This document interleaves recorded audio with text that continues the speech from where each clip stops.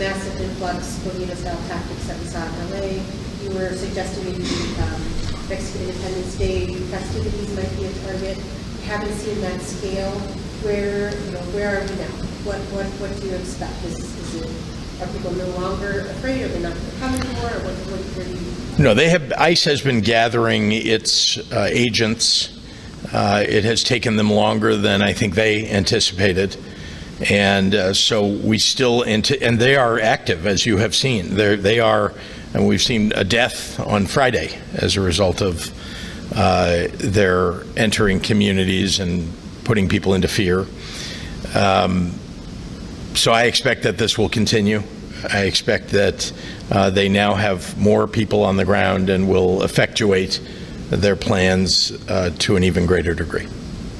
Yes, Marianne. Governor, from your initial comments about Charlie Kirk and your comments again today, there was been some pushback from Republicans. Some said they would like to file articles of impeachment. They were so upset with what you had to say. Some might even perceive these comments today as a sorry, but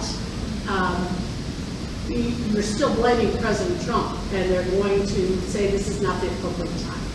Anyone who is fomenting attacks, anyone who is saying things that, especially in this moment, right, when we should have calm, when we should have someone at the top who is asking people to take a step back, anyone who's doing that deserves criticism.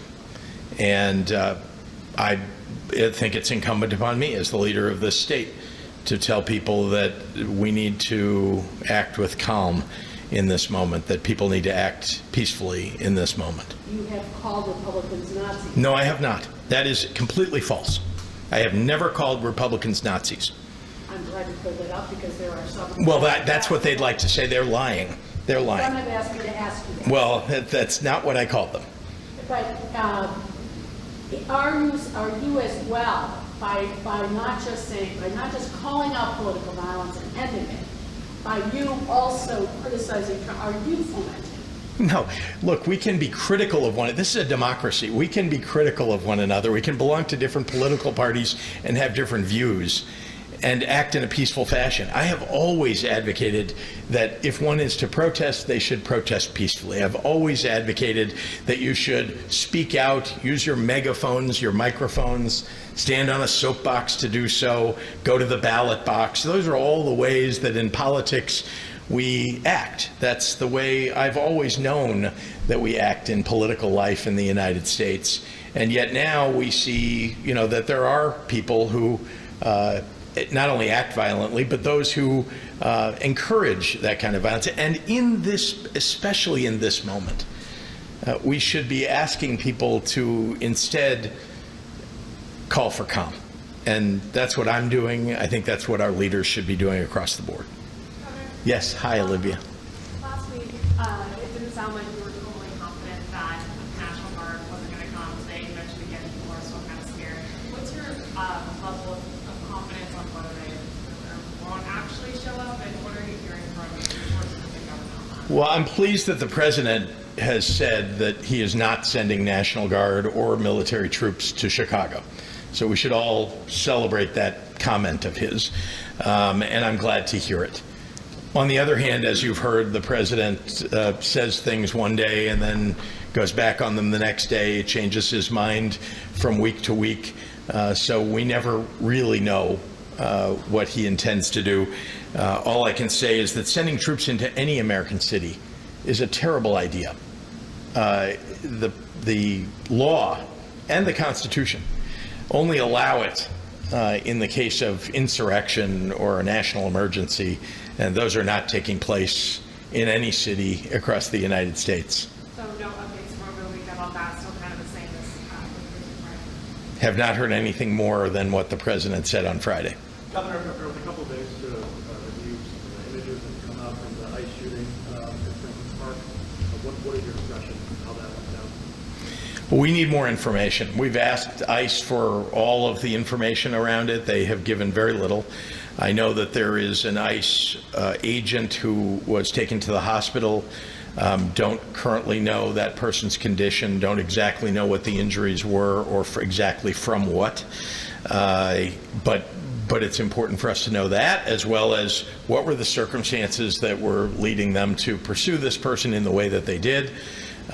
This is somebody who, as I understand, was on their way home, perhaps, from dropping their children off at daycare. We don't exactly know what all the circumstances were, so it's hard for me to make comments about it. But the important thing is we should have transparency, just like, you know, there's frustration over people wearing masks and throwing people into vans in a way that does not seem American to me. It does not seem constitutional to me. We now see that ICE is unwilling to share the details of what has happened. If this were the Chicago Police Department, if this were the Sheriff's Office in Cook County, if this were Illinois State Police, you would have had a lot more information already released. But apparently ICE is unwilling to provide the transparency that I think the American public and the public here deserves. Would you call for the Illinois State Police to have some ambition investigating to this story? Well, if, you know, again, this is the federal government, you know, we don't have the ability to have state or local resources focused on investigating the federal law enforcement agencies. But, you know, again, this is the most unusual situation I've seen in my entire lifetime, where we have no transparency and the federal government is not policing itself.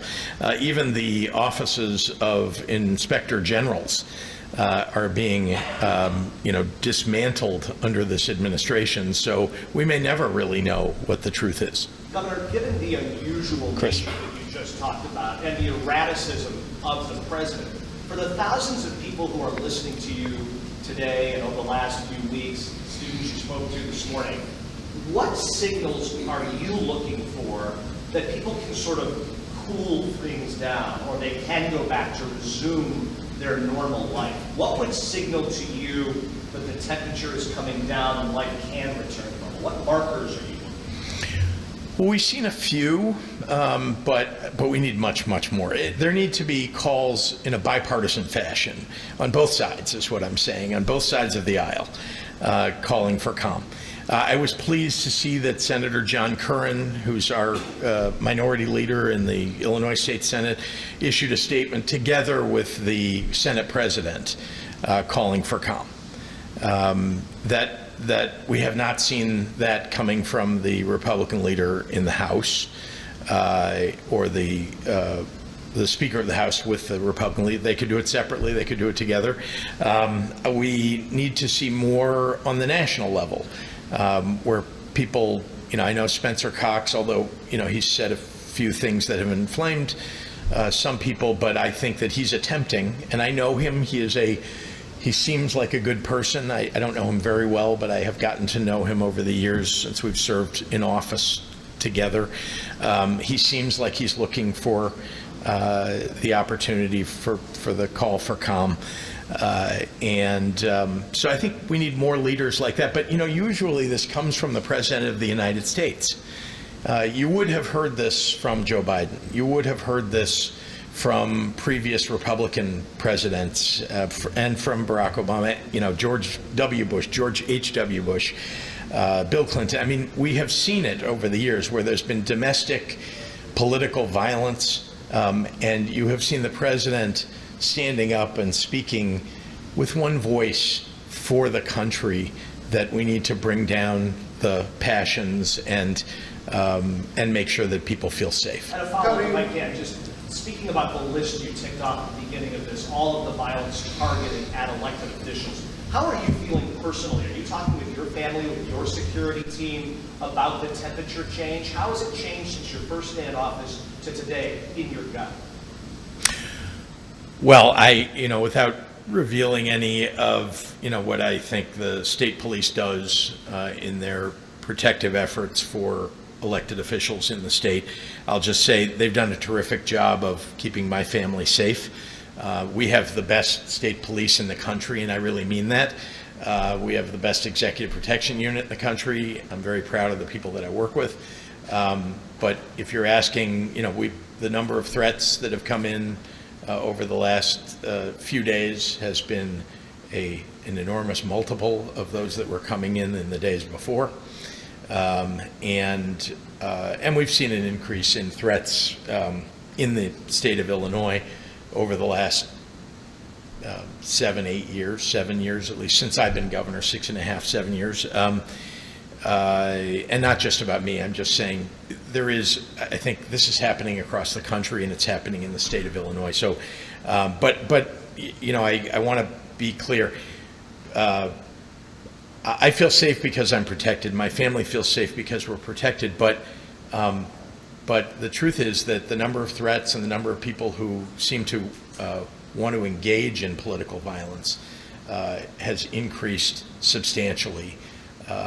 And I would like very much for people to just take a breath, take a step back, and recognize that you know, there's political violence that occurs against people on both sides and on both parties, and that our country would be a lot better off if people would see that democracy is really the method by which we avoid political violence. And I think over the course of the history of the United States, that's been what makes this country great. Your thoughts on Governor Edgar, please. I'm sorry. Your thoughts on the Thank you. passing of Governor Edgar. Yeah. I think many of you know Governor Edgar, have met him or have seen him or experienced his leadership. I got to know him as I was running for governor and when I became governor. He's somebody who carried with him a dignity, an honor, and an honesty that is worthy of praise and worthy of emulation. And so many times over the last 7 years, I have reached out to him for advice or to seek his observations, to get ideas from him. He is somebody, he was a Republican, but he understood that that people in public service are trying to do what's best for the state of Illinois. And so I really, I had a very dear fondness for him, and I will miss him terribly. I got to honor him just recently in Springfield when we named a room at the library, reading room, which is very appropriate for him, and where he got to speak and hear many of us extol his virtues. And I'm very sorry for his family. I had the chance to speak with his family last night, and we're going to do everything we can to help honor his legacy in this country and in this state. Governor, if I could, I was listening to what you were saying before. What would you like to hear from the Oval Office in this current political climate? You talked a little bit about, you know, where you're at and both sides need to tamp down. What would you like to hear from the president in this moment? Well, I think you heard some of it in my own remarks. I was listening.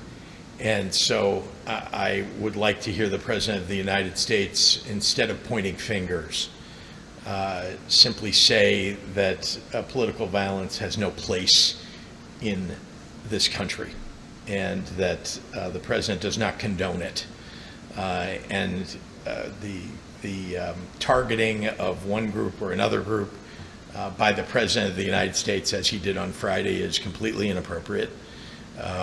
And I would hope that on his mind would be peace and calm and prayers instead of finger pointing and criticism.